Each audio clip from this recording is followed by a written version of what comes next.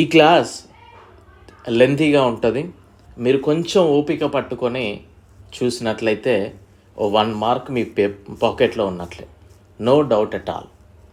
లెంతీగా ఉంటుంది, ఓపికగా చూడండి. Right, railway jobs 2024 class 5th ఆమ్లాలు క్షారాల గురించి మనం కంప్లీట్గా డిస్కస్ చేయబోతా ఉన్నాం. ఎగ్జామినర్ ఎలాంటి క్వశ్చన్స్ అడిగే అవకాశం ఉంటుంది అనేది డిస్కస్ చేద్దాము.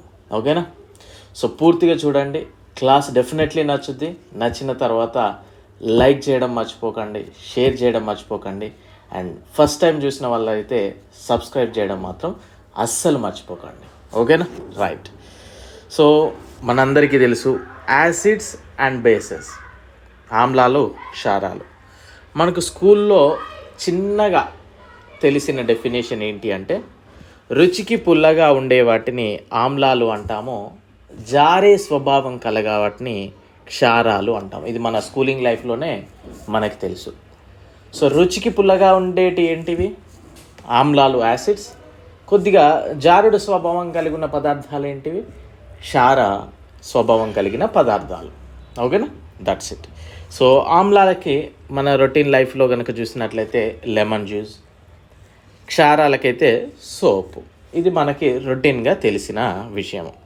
సో మరి ఏదైనా ఒక పదార్థము ఆమ్లమా క్షారమా అని తెలుసుకోవడం ఎలా? ఇప్పుడు అన్ని కొరికి తినలేం కదా, అన్నీ బాడీకి రుద్దుకొని చూడలేం కదా. సో వాటికి కొన్ని పద్ధతులు ఉంటాయి. ఆ పద్ధతులు కూడా ఎగ్జామినర్ అడుగుతూ ఉంటాడు. చూద్దాం. అవి కొన్ని పదార్థాలు ఇతర పదార్థాలతో కలిసినప్పుడు వాటి రంగులు మార్పులు సూచిస్తాయి. అలాంటి పదార్థాలను ఇండికేటర్స్ అంటాం. సో యాజ్ యూజువల్గా అంతే. ఓకేనా? ఇండికేటర్స్ అంటే సూచికలు. మందార పువ్వులు, గులాబీ పువ్వులు పసుపుని సహజ సూచికలుగా పనిచేస్తాయి. ఇప్పుడు మనం పసుపులో కనుక సున్నం వేస్తే ఏమైతే రెడ్ కలర్లో అయిపోతూ ఉంటుంది. సో అవన్నీ కూడా ఇండికేటర్స్ అన్నట్టు. ఓకే. సో ఇక్కడ మనం యూజ్ చేసేవి నార్మల్గా అయితే మందార పువ్వులు వాడతాము, లిట్మస్ అని ఉంటుంది, అది వాడతాం. చూద్దాం ఒకసారి.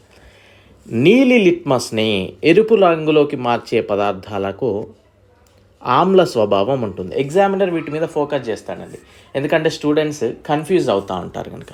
నీలి లిట్మస్ను ఎరుపు రంగులోకి మార్చే పదార్థాలను ఆమ్ల స్వభావం ఉంటుంది. ఎరుపు లిట్మస్ను నీలి రంగులోకి మార్చే మృదు స్పర్శ కలిగిన పదార్థాలకు క్షార స్వభావం ఉంటుంది. అంటే లిట్మస్ కనుక తీసుకున్నట్లయితే బ్లూ టు రెడ్ అయిందనుకోండి యాసిడ్, రెడ్ టు బ్లూ అయిందనుకోండి బేస్, క్షార స్వభావం కలిగిన పదార్థం అని ఫోకస్ చేయాలి. అండ్ ఎగ్జామినర్ వీటి మీద డెఫినెట్లీ ఫోకస్ చేస్తూ ఉంటాడు, ఎందుకంటే స్టూడెంట్ అక్కడ పర్టికులర్ ఎగ్జామ్ హాల్లో కన్ఫ్యూజన్లో ఉంటాడు, టెన్షన్లో ఉంటాడు కనుక ఫోకస్ చేసే అవకాశం ఉంది. అండ్ జంతువులలో మొక్కలలో ఉండే ఆమ్లాలని సహజ ఆమ్లాలు అంటాం. మనందరికీ తెలుసు కృత్రిమంగా న్యాచురల్గా అంటే ఇవే కదా. సో జంతువులలో మొక్కలలో ఆ ప్రోడక్ట్స్కి సంబంధించి వాటిలలో ఏమైనా యాసిడ్స్ కనుక ఉన్నట్లయితే వాటిని సహజ ఆమ్లాలు అంటాము. అండ్ వీటితోనే కాకుండా వేరే వాటితో కూడా మనం అది పదార్థం యాసిడా బేసా అనేది చెప్పొచ్చు. ఎగ్జాంపుల్ మీథైల్ ఆరెంజ్ తోటి ఫినాప్తలిన్ ద్రావాలను ఆమ్లాలు క్షారాలను పరీక్షించడానికి సూచికలుగా ఉపయోగిస్తారంట. సో ఇక్కడ చూద్దాం, వీటి మీద కూడా ఎగ్జామినర్ ఫోకస్ చేస్తాడు. మీథైల్ ఆరెంజ్ లేదా మందార పువ్వులో సిట్రిక్ ఆమ్లం కలపడం వల్ల ఎర్రగా మారింది. అంటే మీథైల్ ఆరెంజ్ లేదా మందార పువ్వులో సిట్రిక్ యాసిడ్ అంటే ఆమ్లం పోస్తే ఏ రంగులోకి మారింది? ఎర్రగా మారింది. అంటే ఎర్రగా రంగు వచ్చిందంటే అది యాసిడ్ అని చెప్పుకోవచ్చు. మనకు లిట్మస్లోనైనా మీథైల్ ఆరెంజ్ ఆర్ మందార పువ్వులోనైనా. ఇక్కడ మీథైల్ ఆరెంజ్ వల్ల ఆమ్లాలు ఎరుపు రంగులోకి, క్షారాలు ఏ రంగులోకి మారుతాయి? పసుపు రంగులోకి మారుతాయి. క్షారాలు పసుపు రంగులోకి మారుతాయి. అండ్ ఫినాప్తలిన్ ఆమ్లం కనుక చూసినట్లయితే ఫినాప్తలిన్తో ఆమ్లాలతో రంగు లేకుండా అంటే వైట్ కలర్ అని చెప్పొచ్చు మనం. అండ్ క్షారాలతో లేత గులాబీ రంగులోకి మారుతుంది. White colour in the sense మనకి రంగు లేకుండానే చెప్పండి. ఓకేనా? రైట్. క్షారాలతో లేత గులాబీ రంగులోకి మారుతుంది. అక్కడ మనకు ఆప్షన్స్లో వైట్ అని ఉన్నది అనుకోండి, వైట్ అని పెట్టండి. కలర్లెస్ అనుకోండి, కలర్లెస్ అని పెట్టండి, ఏది ఉంటుంది. ఓకే. సో ఇక్కడ ఫినాప్తలిన్ ఆమ్లాలతో రంగు లేకుండా క్షారాలతో లేత గులాబీ రంగులోకి మారుతుంది. ఎగ్జామినర్ డెఫినెట్లీ ఫోకస్ చేస్తాడు, మీరు కూడా ఫోకస్ చేయాలి. అండ్ ఆమ్ల ద్రావణము అంటే హైడ్రోక్లోరిక్ యాసిడ్ కంటే ఎక్కువ పరిమాణంలో క్షార ద్రావణం కలిపితే ద్రావణం క్షార ధర్మాన్ని పొందుతుంది. సో వెరీ ఈజీ అండి, ఇది మనం పెద్దగా ఎగ్జామినర్ ఫోకస్ చేయడు, ఈజీగా గుర్తుపెట్టుకోవచ్చు. ఇప్పుడు మనం లిక్కర్ అనుకోండి, ఒక ఆ టీచర్స్ అనే దాంట్లో మందులో మనం సోడా ఎక్కువ పోసామనుకోండి, కొద్దిగా ఒక 30 ml మందు పోసి, ఎగ్జాంపుల్ నేను ఆ వేలో ఇవ్వద్దు బట్ చెప్తున్నా ఈజీగా అర్థమవుతుంది, ఓకేనా. 30 ml అది మనం ఒక ½ లీటరు సోడా పోసుకుంటే ఏమవుతుందండి, మొత్తం సోడాలోకి మారుతుంది. సో ఇక్కడ కూడా అంతే, ఏది ఎక్కువ పదార్థం అందులో పోస్తే ఆ ధర్మంలోకి మారుతుంది.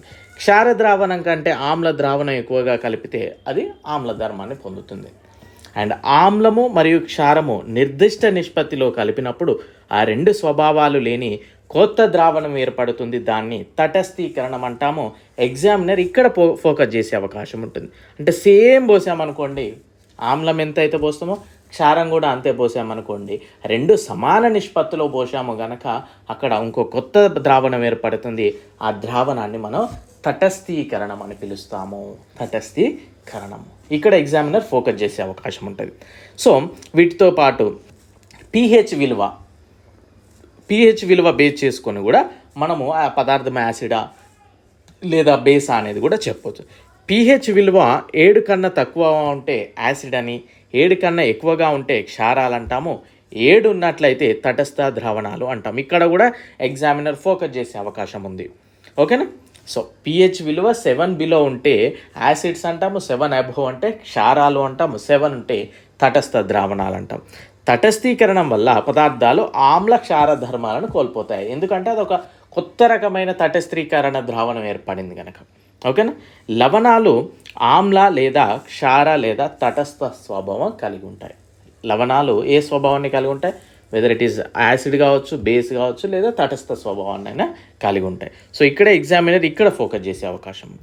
అండ్ నెక్స్ట్ కనుక చూసినట్లయితే కొన్ని చూద్దాం. ఇక్కడ మెగ్నీషియం ఆక్సైడ్ నీటిలో కరిగినప్పుడు మెగ్నీషియం హైడ్రాక్సైడ్ ఏర్పడుతుంది. ఈ రియాక్షన్స్ కూడా అడుగుతూ ఉంటాడండి. మెగ్నీషియం ఆక్సైడ్లు వాటర్లో కలిపితే ఏం ఏర్పడుతుంది, మెగ్నీషియం హైడ్రాక్సైడ్. సోడియం లేదా పొటాషియం ఆక్సైడ్లు నీటిలో కలిపినప్పుడు సోడియం హైడ్రాక్సైడ్ లేదా పొటాషియం హైడ్రాక్సైడ్లను ఏర్పరుస్తాయి. ఈ హైడ్రాక్సైడ్లకు క్షార స్వభావం కలిగి ఉంటుంది. ఈ హైడ్రాక్సైడ్లకి ఏ స్వభావం కలిగి ఉంటుంది, క్షార స్వభావం. ఎగ్జామినర్ అడుగుతూ ఉంటాడు, సపోజ్ సోడియం హైడ్రాక్సైడ్ ఏ స్వభావాన్ని కలిగి ఉంటుంది, క్షార స్వభావాన్ని. అండ్ నెక్స్ట్ ఎగ్జామినర్ ఈ విధంగా ఇక్కడ ఫోకస్ చేసే అవకాశం ఉందండి. ఈ పాయింట్లో రాగి ఇత్తడి పాత్రల్లో ఆహార పదార్థాలను ఎక్కువ కాలం నిల్వ ఉంచినప్పుడు పాత్ర లోపల నీలి ఆకుపచ్చ రంగులు పొరలు ఏర్పడతాయి. మనకు ఇత్తడి బిందెలని ఇప్పుడు ఎక్కువగా వాడట్లేరు, అప్పట్లో వాడేదండి. ఇత్తడి బిందెలు ఉంటాయి విలేజ్లలో, ఇప్పుడు మా ఇంట్లో ఉండేది అప్పట్లో. సో అందులో వాటర్ పోస్తే ఏమైంది అంటే 2-3 days తర్వాత ఆ టేస్ట్ మారిపోతుందండి, అది తాగలేకపోతూ ఉంటాం, కొద్దిగా ఆ చిలుముట అయిపోలేక ఏదో ఒక రియాక్షన్ అయితే జరుగుతుంది కంప్లీట్లీ. సో అందుకే నిల్వ ఉంచిన పదార్థాలతో అంటే రాగి లేదా ఇత్తడి పదార్థాలతో ఆహార పదార్థాలను ఎక్కువ కాలం కనుక నిల్వ ఉంచితే ఆమ్లముతో రాగి చర్యలు జరిపి నీలి ఆకుపచ్చ రంగులు అంటే గ్రీన్ కలర్ ఒక లేయర్ని ఏర్పాటు చేస్తుంది. ఈ చర్యలను నివారించడానికి తరగపు పూత పూస్తారు. ఈ విధంగా రావద్దు అని అంటే తరగపు పూత పూయడం జరుగుతుంది, ఓకేనా. సో ఎగ్జామినర్ ఏ పూత పూస్తారు అని అడిగే అవకాశం ఉండొచ్చు. నెక్స్ట్ పరిశ్రమల నుంచి వెలువడే కార్బన్ డైఆక్సైడ్ కావచ్చు, SO2 కావచ్చు, NO2లు వాతావరణంలోని తేమతో రసాయన చర్య జరిపి సల్ఫ్యూరిక్ యాసిడ్ని, నత్రిక్ ఆమ్లాన్ని కార్బోనిక్ ఆమ్లంగా రూపాంతరం చెందుతాయి. ఇట్లా ఇవన్నీ కూడా వర్షం నీటిలో కలపడం వల్ల ఆమ్ల వర్షాలు ఈ వర్షం నీటిలో కరిగి ఆమ్ల వర్ష రూపాల్లో భూమిని చేరుతాయి. అందుకే యాసిడ్ రెయిన్స్ అంటాం మనం, యాసిడ్ రెయిన్స్, ఓకేనా. అండ్ నెక్స్ట్ ఆమ్లాలు క్షారాలు కలిసినప్పుడు రసాయనిక చర్య జరిగి లవణాలను ఏర్పాటు చేస్తాయి. ఎగ్జామినర్ ఇక్కడ ఫోకస్ చేస్తాడు, వేటిని ఏర్పరుస్తాయి, ఓకేనా. అండ్ నెక్స్ట్ రసాయన ఎరువులను పంట పొలానికి చల్లడం వల్ల ఆమ్ల స్వభావానికి పొలం మారుతుంది. దీన్ని తగ్గించడానికి క్షార స్వభావం కలిగిన ఎరువులను చల్లుతారు. అంటే మనకు రసాయన ఎరువులను ఏదన్నా ఒకటి ఎక్కువ వేసామనుకోండి, కంప్లీట్లీ ఆ ల్యాండ్ అనేది దానిలోకి మారిపోతూ ఉంటాయి, అంటే ఏమంటారు ఆ టెక్స్చర్లోకి మారిపోతుంది. అప్పుడు దాన్ని తగ్గించడానికి మళ్ళీ క్షార స్వభావం కలపడం, ఓకేనా. సో ఈ విధంగా అన్నట్లు. ఈ విధంగా ఉండడం కంటే సహజ సిద్ధమైన ఎరువులను వాడడం మంచిది. ఇది ఎగ్జామినర్ ఏం ఫోకస్ చేయడు. జస్ట్ ఏంటంటే ఇప్పుడు ఇసుకలో ఎక్కువ పోసామా, సిమెంట్ ఇసుక కలుపుతా ఉన్నాం అనుకోండి, సిమెంట్ ఎక్కువ పోసామనుకోండి, సిమెంట్ అవుతుంది, అప్పుడు మళ్ళీ ఇసుక కలుపుతాం. సో ఏ పాలల్లో ఏది కలపాలో అది కలిపితేనే బాగుంటుంది, అంతే. నెక్స్ట్, ఆమ్లాలు ఎక్కడెక్కడ ఉంటాయి ఏ ఏ పదార్థాల్లో కనుక చూసినట్లయితే, వెనిగర్లో ఎసిటిక్ యాసిడ్ ఉంటుంది, ఆలివ్ నూనెలో ఓలిక్ యాసిడ్ ఉంటుంది, నిమ్మ నారింజలో సిట్రిక్ యాసిడ్ ఉంటుంది, కొవ్వు పదార్థాల్లో స్టీరిక్ యాసిడ్ ఉంటుంది, వెన్నలో బిటరిక్ యాసిడ్ ఉంటుంది, మూత్రంలో యూరిక్ యాసిడ్ ఉంటుంది, ద్రాక్ష లేదా చింతపండులో టార్టారిక్ యాసిడ్ ఉంటుంది, పెరుగులో లాక్టిక్ యాసిడ్ ఉంటుంది, ఫామ్ ఆయిల్లో పామాటిక్ యాసిడ్ ఉంటుంది, ఉసిరిలో ఆస్బార్బిక్ యాసిడ్ ఉంటుంది, యాపిల్లో మాలిక్ యాసిడ్ ఉంటుంది, పాలకూర టమాటాలో ఆక్సాలిక్ ఆమ్లం ఉంటుంది. సో ఈ కంప్లీట్లీ ఎగ్జామినర్ ఫోకస్ చేసే విషయాలే అండి ఇవి, అందుకే కంప్లీట్గా రాశాను. అండ్ కొన్ని ఉపయోగాలు, పచ్చళ్ళ తయారీలో ఏ యాసిడ్ని ఉపయోగిస్తారంటే ఎసిటిక్ యాసిడ్, పులిహోర తయారీలో సిట్రిక్ యాసిడ్, సిరామరకలు తొలగించడానికి కార్బోనిక్ యాసిడ్, ఎరువుల తయారీ బ్యాటరీలలో సల్ఫ్యూరిక్ యాసిడ్, మందులు రంగుల తయారీలో హైడ్రోక్లోరిక్ యాసిడ్ని వినియోగించడం జరుగుతూ ఉంటుంది. వీటితో పాటు కొన్ని క్షారాలు కూడా చూద్దాం. గ్రీసు మరకలు తొలగించడానికి అమోనియం హైడ్రాక్సైడ్, సబ్బు తయారీలో potassium hydroxide and sodium hydroxide, bleaching powder తయారీలో కాల్షియం హైడ్రాక్సైడ్, అగ్నిమాపక పదార్థాల తయారీలో అల్యూమినియం హైడ్రాక్సైడ్, ఇవి వాడడం జరుగుతూ ఉంటుంది. అండ్ ఎగ్జామినర్ ఫోకస్ చేసేది ఇవంతా కూడా ఫోకస్ చేస్తే, దీంతోపాటు చీమ కొట్టిన చోట ఫార్మిక్ ఆమ్లాన్ని విడుదల చేయడం వల్ల మనకు కొంచెం పెయిన్ అనేది కలుగుతుందండి. సో వీటిని ఫోకస్ చేస్తూ ఉంటాడు. అండ్ వీటితో పాటు ఇంకా ఉన్నాయి, చూద్దాం. మీరు మిస్ చేయకండి వీడియో, దయచేసి నేను చెప్తా ఉన్నా, లెంతీ ఉంటుంది, పూర్తిగా చూడండి. నాకు ఎందుకో ఈరోజు ఫుల్ క్లాస్ చెప్దాము, కొంత లెంతీ వీడియో చెప్దామనే ఆలోచనతో చెప్తాను, ఓకేనా? సో రైట్, తటస్థీకరణము, ఆమ్లము క్షారముల మధ్య చర్య జరిగి నీరు మరియు లవణం ఏర్పడటాన్ని తటస్థీకరణం అంటారు. చర్య జరిగినప్పుడు నీరు మరియు లవణం ఏర్పడడాన్ని ఏమంటారు? తటస్థీకరణం. ఒక మోల్ ఆమ్లం ఒక మోల్ క్షారంతో చర్య జరిపి వెలువడే ఉష్ణాన్ని తటస్థీకరణ ఉష్ణము అంటాం. అంటే ఆ చర్య జరిపేటప్పుడు వెలువడే ఉష్ణమే తటస్థీకరణ ఉష్ణము. సో ఇక్కడ ఒక బలమైన ఆమ్లము బలమైన క్షారంతో చర్య జరిపినప్పుడు 13.7 kilo calorie mole for mole ఉష్ణ శక్తి విడుదలవుతుంది. ఎంత అండి? 13.7. సో ఇక్కడ మనం చూడొచ్చు HCl ప్లస్ NaOH మనం కలిపినప్పుడు NaCl H2O ప్లస్ ఇక్కడ ఇంత ఉష్ణ శక్తి విడుదలవుతుంది, ఓకేనా? సో ఇక్కడ చూసినట్లయితే బలమైన ఆమ్లము మరియు బలహీన క్షారము, బలహీన ఆమ్లము బలమైన క్షారము, బలహీన ఆమ్లము బలహీన క్షారము, ఈ వీటి మధ్యలో కనుక చర్య జరిగితే 13.7 కంటే ఉష్ణ శక్తి తక్కువ విడుదలవుతుంది. ఎగ్జామినర్ ఫోకస్ చేసే అవకాశం ఉంటుంది మరీ డెప్త్కి వెళ్ళినప్పుడు. బలమైన ఆమ్లము బలహీన క్షారము కలిపినప్పుడు ఎంత ఉష్ణము తక్కువ విడుదలవుతుంది అంటే బిలో 13.7. 13.7 ఎప్పుడు విడుదలవుతుంది? ఓన్లీ బలమైన ఆమ్లము మరియు బలమైన క్షారము కలిసినప్పుడు మాత్రమే 13.7 అనేది విడుదలవుతుంది. రెండింటిలో ఆమ్లము కానీ క్షారంలో ఏ ఒక్కటి బలహీనంగా ఉన్నా కూడా మనకి బిలో 13.7 అనేది విడుదలవుతుంది అనేది గుర్తుపెట్టుకోవాలి. ఎగ్జామినర్ డెప్త్కి వెళ్ళినప్పుడు ఇట్లాంటి క్వశ్చన్ అడిగే అవకాశం ఉంటుంది. యాజ్ ఎక్స్ రైల్వేగా నేను చెప్తా ఉన్నాను, డెఫినెట్లీ మీకు నేను రైల్వేస్కి ది బెస్ట్ క్లాసెస్ అనేది ప్రొవైడ్ చేస్తానండి, అందులో నో డౌట్ అట్ ఆల్. కొన్ని సబ్జెక్ట్స్ అన్ని రకాల కాంపిటేటివ్ ఎగ్జామ్స్కి యూజ్ అయ్యే విధంగా నేను చెప్తాను, ఓకేనా? సో కొంచెం లేట్ అవుతూ ఉంటాయి క్లాసెస్, అంతే తప్పించి నేను చాలా ఎఫర్ట్ పెట్టి చాలా నీట్గా ప్రజెంట్ చేయడం జరుగుతుంది, ఓకేనా? Right, okay. సో సంపూర్ణంగా అయనీకరణం చెందే ఆమ్లం క్షారాలను బలమైన ఆమ్లము క్షారము అంటాము. పాక్షికంగా అంటే కొద్దిగా అయనీకరణం చెందే యాసిడ్ బేస్లను బలహీన ఆమ్లము క్షారం అంటాం. ఎగ్జామినర్ ఏం అడగడది. అండ్ వీటి యొక్క ప్రాముఖ్యత కనుక చూసినట్లయితే కొన్ని లవణాల యొక్క ప్రాముఖ్యత, NaCl సోడియం క్లోరైడ్ అంటాం, టేబుల్ సాల్ట్ సాధారణ ఉప్పు, ఉప్పు నీటిని బ్రైన్ ద్రావణం అంటారు. అండ్ NaHCO3 బేకింగ్ సోడా లేదా సోడియం బైకార్బోనేట్ అని పిలుస్తాం, దీన్ని యాంటీ యాసిడ్గా కూడా ఉపయోగిస్తారు. అండ్ ఎప్సమ్ లవణం MgSO4 7H2O, వీటి యొక్క ఫార్ములాస్ కూడా నేర్చుకోండి. ఈ రకాలు కనుక చూసినట్లయితే ఆమ్ల లవణాలు ఎప్పుడు ఏర్పడతాయి అంటే స్ట్రాంగ్ యాసిడ్ మరియు వీక్ బేస్, అంటే బలమైన ఆమ్లము బలహీన క్షారమైనప్పుడు ఆమ్ల లవణాలు ఏర్పడతాయి. క్షార లవణాలు కనుక చూసినట్లయితే స్ట్రాంగ్ బేస్, అంటే మనకేమంటాం బలమైన క్షారము బలహీన యాసిడ్ కలిసినప్పుడు. తటస్థ లవణాలంటే సేమ్ ఉన్నప్పుడు. వీటి యొక్క pH అనేది ఆమ్ల లవణాలంటే 7 కంటే pH మనకు తెలుసు కదా. ఆమ్లం అని ఎప్పుడు అంటాం? బిలో 7 ఉంటే. క్షారం ఎప్పుడు అంటాం? అబోవ్ 7 ఉంటే. తటస్థీకరణం ఎప్పుడు అంటే ఈక్వల్ టు 7 ఉంటే. సో అది ఫోకస్ చేయొచ్చు, సరిపోతుంది. అండ్ మన యొక్క యాప్ లాస్ట్ బెంచెస్ హబ్ అనే యాప్ని డౌన్లోడ్ చేసుకోండి. లింక్ డిస్క్రిప్షన్లో ఉంది. టెలిగ్రామ్ ఛానల్లో జాయిన్ అవ్వండి. అండ్ ప్రతి ఒక్కరు కూడా జాయిన్ అయ్యి యాప్ డౌన్లోడ్ చేసుకోండి. The chemistry, amazing chemistry available ఉంది మీకు. 100 రూపీస్కి అవైలబుల్ ఉంటుంది. 1 year వ్యాలిడిటీ. చాలా అద్భుతంగా ఇండియన్ పాలిటీ అండ్ జీకే రాశాను, మీకు అది యాప్లో ఉంటుంది. కేవలం 100 rupees, 3 months validity. Railway course ఎవరైతే group D, NTPC, any competitive railway ఎగ్జామ్స్కి ప్రిపేర్ అయ్యే వాళ్ళు తప్పక తీసుకోండి. 500 రూపీస్, 1 year వ్యాలిడిటీ. మీరు పెట్టిన 500కి చాలా న్యాయం జరుగుద్ది, ప్రాపర్గా కన్సిస్టెన్సీ మెయింటైన్ చేస్తూ చదివితే. ఓకేనా? ఏదో పైన చదువుదాం అనుకుంటే కాదు. నేను మళ్ళీ చెప్తా ఉన్నాను, నేను 3 years కింద రైల్వే ఈ ఛానల్ పెట్టినప్పుడే చెప్పాను, రైల్వే ఎగ్జామ్ను మీరు అంతగా పెద్దగా టఫ్ ఎగ్జామ్ లాగా తీసుకోకండి. మనకు జాబ్ రానంత మాత్రాన, మనం సరిగా చదవనంత మాత్రాన ఎగ్జామ్ టఫ్ అని ఎప్పుడూ అనుకోకండి.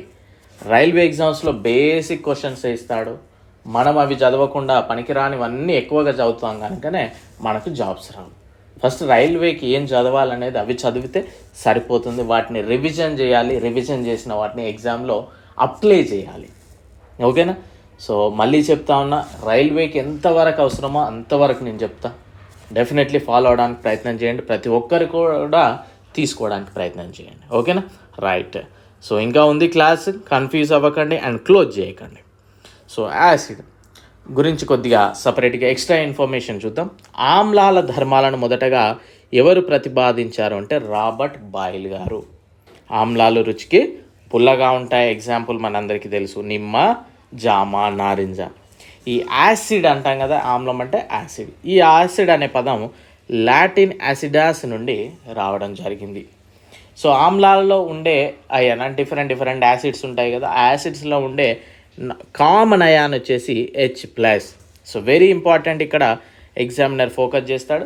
గాఢ ఆమ్లాలను రవాణా చేయడానికి సీసం లేదా లెడ్తో పూత పూసిన కంటైనర్లలో నిల్వ చేస్తారు. మన రోడ్ల మీద వెళ్ళేటప్పుడు మనకు డేంజరస్ అని అంటే సల్ఫ్యూరిక్ యాసిడ్ అని అట్లా పంపిస్తూ ఉంటారు వెహికల్లో, ఒక కంటైనర్లో డేంజరస్ అని ఉంటుంది, హార్మ్ఫుల్ అని ఉంటుంది. సో ఆ కంటైనర్లను సీసం లేదా లెడ్తో పూత పూసినవి వాడుతూ ఉంటారు. అండ్ 7 తక్కువగా ఉంటే, pH విలువ 7 కంటే తక్కువగా ఉంటే యాసిడ్ అంటాం, అబోవ్ ఉంటే క్షారం అంటాం, ఈక్వల్ టు 7 అంటే తటస్థ ద్రావణాలు అంటాం. సో మనం చూద్దాం, మనం ఆల్రెడీ ఇవన్నీ చూసాం, మనం ఇంతసేపే చూసాం. ఇక్కడ కొన్ని రకాలుగా ఇంకా వేరే చూద్దాం. తుప్పు పట్టకుండా ఆక్సాలిక్ యాసిడ్ వాడతాం. సిరా మరకలు తొలగించడానికి హైపోద్రావణం వాడతాం. టీ కాఫీ మరకలు తొలగించడానికి నిమ్మరసం వాడతాం. నూనె గ్రీజు మరకలు తొలగించడానికి బెంజిన్, రక్తపు మరకలు తొలగించడానికి స్టార్చ్ సొల్యూషన్ వాడతాం.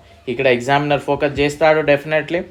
అండ్ కృత్రిమ ఆమ్లాలను తయారు చేయటం, ఇప్పుడు మనం తెలుసు కదా, జంతువులు మొక్కల్లో ఉండేవాటి న్యాచురల్ అనుకో. కృత్రిమంగా ఏ విధంగా తయారు చేయొచ్చు అంటే అలోహ ఆక్సైడ్లతో. ఎగ్జామినర్ ఫోకస్ చేస్తాండి, అలోహ ఆక్సైడ్లు, నాన్ మెటల్ ఆక్సైడ్స్ ఏవైతే ఉన్నాయో అవి నీటితో చర్య జరిపినప్పుడు మనకి యాసిడ్స్ అనేవి ఏర్పడతాయి.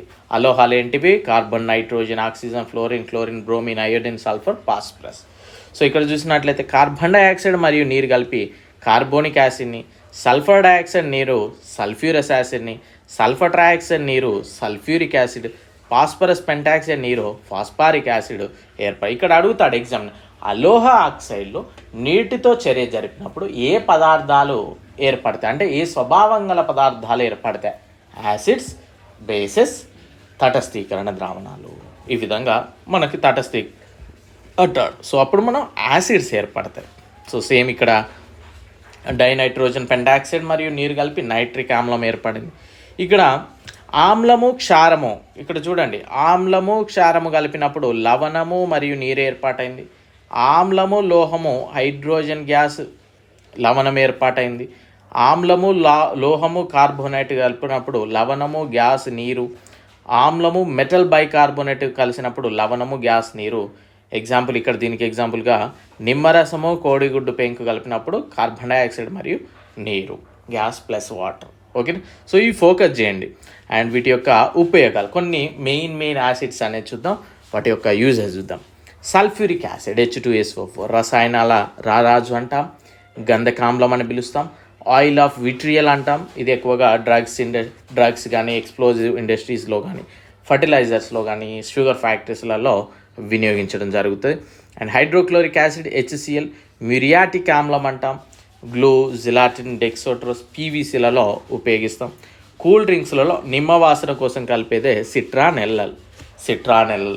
ఓకే.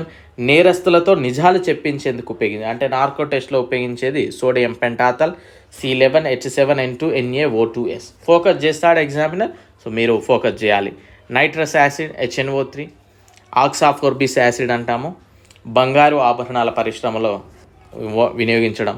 డైనమైట్, TNT, టైనోట్రీ ఫినాల్లో ఉపయోగిస్తారు. ఎసిటిక్ యాసిడ్ CH3COOH అంటాం, పచ్చళ్ళ నిల్వ చేయడం కోసం వినియోగిస్తాం. పండ్లు నిల్వ కొరకు, ద్రాక్షను పులియబెట్టడం వల్ల ఇది ఏర్పాటవుతుంది. అండ్ ఎసిటిక్ యాసిడ్ యొక్క జల ద్రావణమే వెనిగర్, సెల్యులోజ్ ఎసిటేట్ ఉత్పత్తిలో వినియోగిస్తారు. అండ్ 5 to 8% ఎసిటిక్ ఆమ్లంను వెనిగర్ అని పిలుస్తాం. And citric acid soft drink storage కోసం, నిల్వ ఉంచడం కోసం వినియోగిస్తారు. పులిహోర తయారీలో కూడా దీన్ని వినియోగించడం జరుగుతుంది.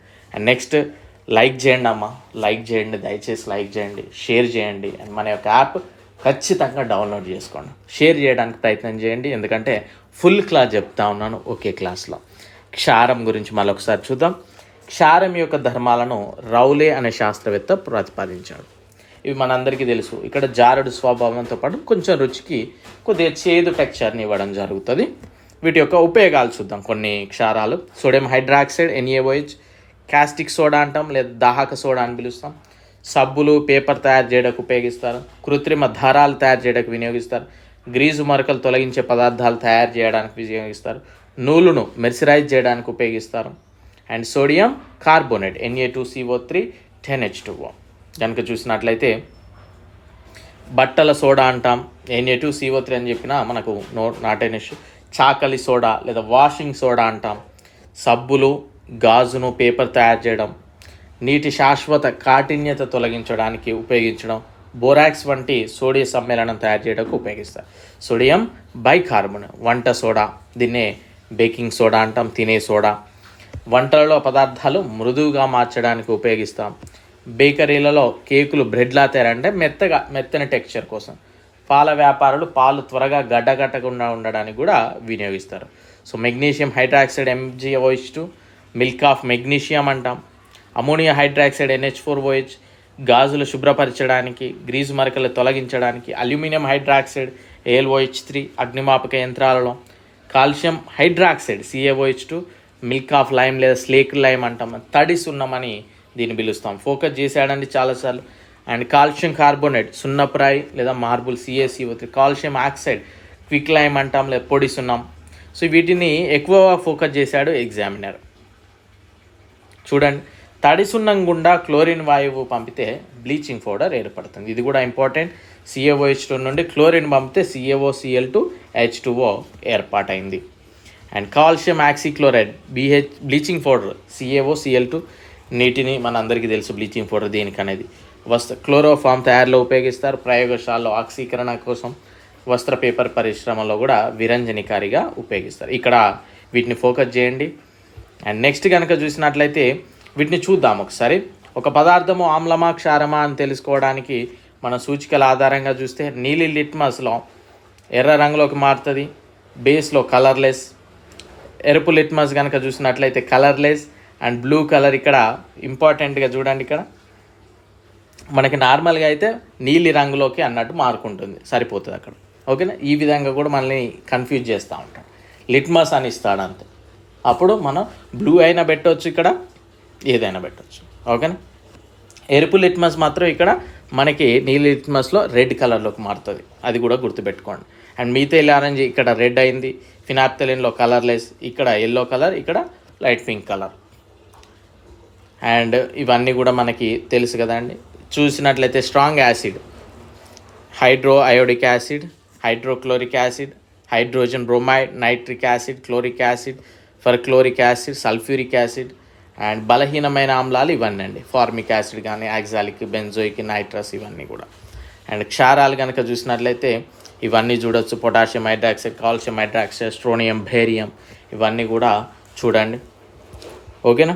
సో ఎగ్జామినర్ ఇక్కడ కన్ఫ్యూజ్ చేయడానికి మనం ముందుగా చెప్పుకున్నట్లు జస్ట్ లిట్మస్ అని కూడా ఇచ్చే అవకాశం ఉంటుంది. పర్టికులర్గా నీలి లిట్మస్, ఎరుపు లిట్మస్ అని కూడా మెన్షన్ చేసే అవకాశం ఉంటుంది కనుక ఈ పట్టిక కూడా నేర్చుకోండి. అండ్ దీంతోపాటు పీహెచ్ స్కేల్, మనకి ఇందులోనే పీహెచ్ స్కేల్ వస్తుంది. పీహెచ్ విలువ అంటే ఏంటి? ద్రావణంలోని హైడ్రోజన్ అయాన్ల గాఢతని తెలియజేసేదే పీహెచ్. ఓకేనా. అంటే ఒక ద్రావణంలో యొక్క ఆమ్ల క్షార గాఢతను తెలియజేసేది. దీన్ని కనిపెట్టింది సొరెన్ పెడర్ 1909లో. ఇంపార్టెంట్ ఫోకస్ చేశాడు. 7 కన్నా తక్కువగా ఉంటే యాసిడ్, 7 కన్నా ఎక్కువగా ఉంటే బేస్, 7 ఉంటే తటస్థ ద్రావణం. సో హైడ్రోజన్ అయాన్ గాఢత ఎల్లవేళలా స్థిరంగా ఉంటే మాత్రం వాటిని బఫర్స్ అంటామండి. పీహెచ్ అంటే ఏంటిది? Potential of hydrogen. ఈ విధంగా మనం సింబాలిక్గా గుర్తుపెట్టుకోవచ్చు. Important pH values. ఆమ్ల వర్షము ఎగ్జామినర్ ఫోకస్ చేశాడండి. బిలో 5.6 కంటే pH వాల్యూ ఉన్నప్పుడు ఆమ్ల వర్షాల కిందకి చేస్తాం. ఆమ్ల వర్షం 4గా యావరేజ్ తీసుకోవచ్చు. వర్షపు నీరు 5.6 to 6.0 వరకు ఉంటుంది. సముద్రపు నీరు 8.5 వరకు ఉంటుంది. స్వచ్ఛమైన నీరు డిస్టిల్డ్ వాటర్ అంటాం, స్వేదన జలం 7 ఉంటుంది. సోడా నీరు 5.5, నిమ్మరసము 12.5 ఉంటుంది. నిమ్మరసం ఇక్కడ లైమ్ వాటర్. లాలాజలము 6.8. అన్నం తినకముందు 7.8 ఉంటుంది. అన్నం తిన్న తర్వాత 5.8 ఉంటుంది అంటే దీనిది. జఠరరసము 0.9 to 1.8. ఆంత్రరసము 7.5 to 8.0. పైత్యరసము 7.5 to 8.5. క్లోమరసము 8.4. ఒక్కో బుక్లో ఒక్కటి ఉంటుంది, బట్ యావరేజ్గా ఎంతే ఉంటుంది. మనకి ఏమే మ్యాథ్స్లో ఇచ్చినట్లు 8.3, 8.2, 8.1, 8.0 ఏమి ఇవ్వడండి. ఓకేనా. సో ఇస్తే 8, 6, 4, 5. ఇక్కడ మనకి 8కి సంబంధించింది లేదా 7.5కి సంబంధించింది ఇది పెట్టేయచ్చు. ఓకే. అండ్ నెక్స్ట్ మన యూరిన్ వచ్చేసి 4.8 to 8.4 కూడా ఉంటుంది. రక్తము 7.4, కన్నీరు 7.4, పెద్ద పేగులు 5.4, చిన్న పేగు 7.4, కాలేయం 7 to 7.6, జీర్ణాశయము 1.5 to 3.5, vinegar 3, coffee 5, tea 5.5, wine 2.8, beer 4.5, పాలు 6.4, వెన్న 6.4, పెరుగు 4.25 to 5.5, lemon 2.5, apple 3.0, orange 3.5, banana 4.5, tomato 4.5, coconut 5.5, paneer 6.5, baking soda 8.5, caustic soda 13.5, washing soda 11.0, toothpaste 8.0, milk of magnesium 10.5, ammonia 11.5, calcium hydroxide 12.5. So ఈ విధంగా ఉంటుంది. ఓకేనా. సో ఈ విధంగా మనకి చూపెట్టడం అయితే జరిగింది. క్లాస్ అమేజింగ్ క్లాస్ మనం డిస్కస్ చేసాం. ప్రాపర్గా వినండి, డెఫినెట్లీ సక్సెస్ అవుతారు. ఓకేనా. సో మంచిగా ప్రిపేర్ అవ్వండి. నేను కోరుకునేది ఒకటే, బాగా చదవాలి. బిలో పావర్టీ మనందరం కూడా. సో మనకు ఒకటి వచ్చు, చదవడం మాత్రమే. కనుక అదొక్కటే, రాకపోయినా కానీ కష్టపడి చదివి క్రాక్ చేయాలి, సెట్ అవ్వాలి. అంతకుమించి కోరుకునేది ఏం లేదు. Okay. So I wish you very good luck. Thank you. All the very best.